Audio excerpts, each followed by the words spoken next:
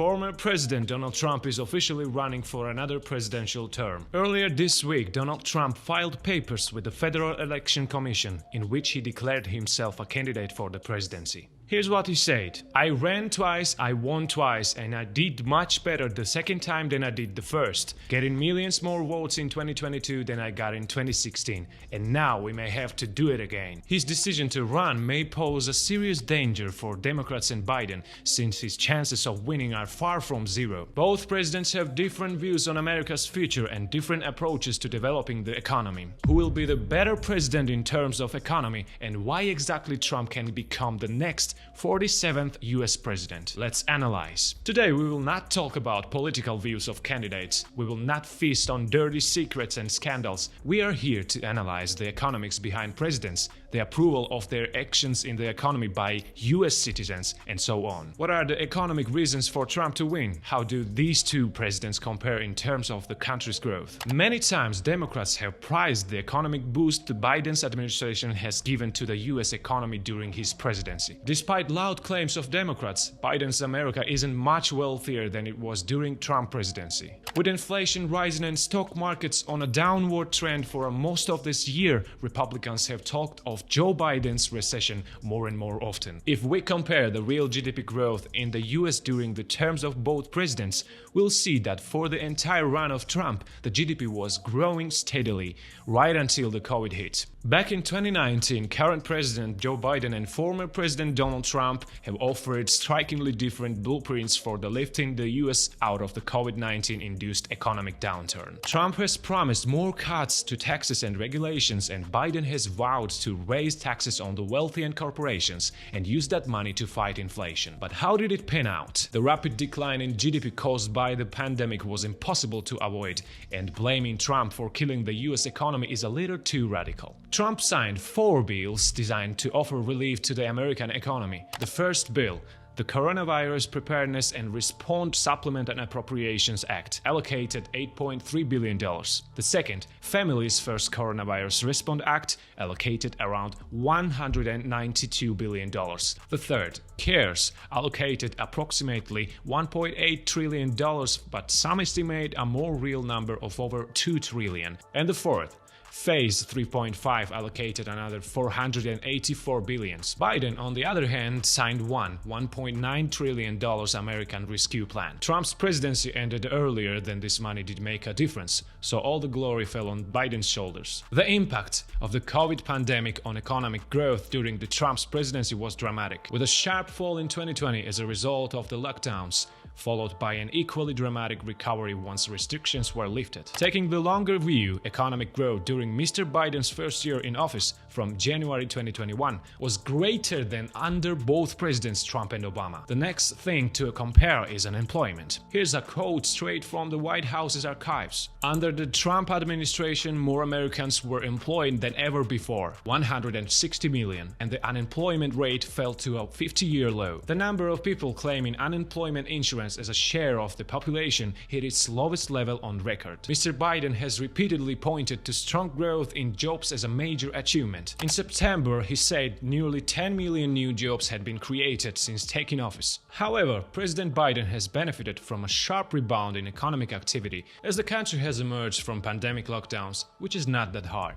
The pandemic made people lose jobs, and rebounding from numbers after the pandemic isn't that impressive. And the unemployment graph confirms that. Moreover, Biden has also pointed to low unemployment levels under his administration. In September this year, unemployment was down to 3.5%, about the same level it was at in January 2020 under the President Trump, just before the pandemic. It rose to 3.7% in October. As you see, there was no improvement at all over what was present in pre-pandemic times. So praising Biden for genius financial moves is a little far-fetched. Along with job growth, Mr. Biden has also spoken about wages rising in the US. However, when price rises are taken into account, real wages adjusted for inflation have been falling. Average hourly earnings in real terms have decreased by 3% over the past year. You also shouldn't forget the rising gas prices.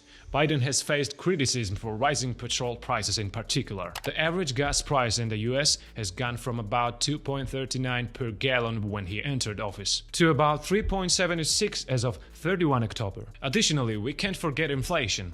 The graph says it all. During Trump's presidency, the inflation was low and stable, but under Biden's administration, with all relief money pouring in, the inflation has just spiraled out of control. Surely we should give some credit to President Biden for bringing back the economy in less than 2 years. We can't possibly know the state the economy would have been in if Trump did win in 2020, so let's call it even. But not all of citizens will agree with our assessment. Over the past year, Joe Biden's job approval has declined substantially among many groups, including members of his own party. Last July, 92% of self-identified Democrats said they approved of the way Biden was handling his job as a president. Today, only 76% say the same. Among political independents, Biden's job rating has fallen from 54% a year ago to 33% today. Among political independents, Biden's job rating has fallen from 54% a year ago to 33% today. Today, only 51% of Democratic leaners approve of Biden's job performance. While his rating among Democratic leaners has not changed a great deal since January,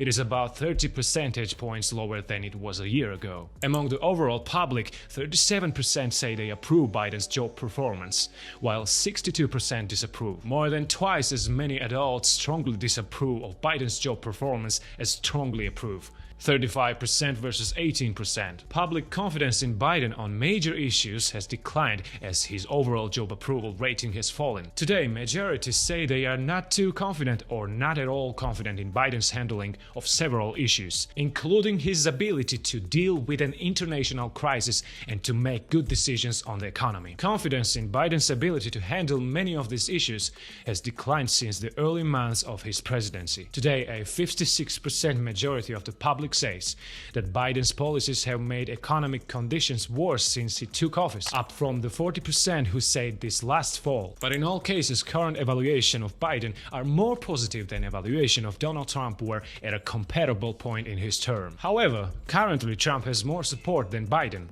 which indicates that Americans are ready for a change, that they are looking for another approach. It seems like he has a decent chance to win. But what would happen to the US economy if Donald Trump becomes the president? There are two main scenarios based on his past actions. In the past, Trump tried to juice US economic growth by enacting massive tax cuts and championing lower interest rates, repeating that program would extend the country's painful fight against inflation. Or Trump's focus on businesses and low interest rates will, despite all predictions, give the economy a boost, making it even stronger. Back in 2016, consumer and business optimism soared in the weeks after Trump was elected. Consumer sentiment in September 2016 was recorded at 89.8. By December post-election, the index has jumped to 98.2. That represented a 12-year peak. While both Trump and Biden wants to boost economic growth and reduce unemployment, their approaches are radically different. Trump wants to grow economy by reducing taxes and regulations, whereas Biden seeks to achieve this through increased government spending and investment. In 2019, Rabobank published a research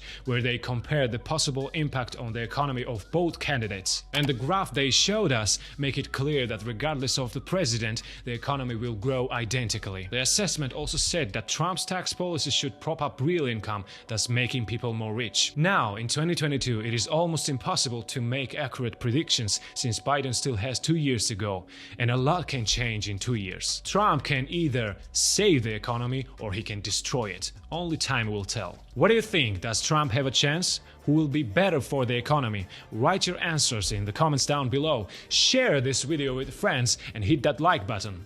Subscribe to the channel to be always posted on the world's economy. Thank you for watching and see you soon.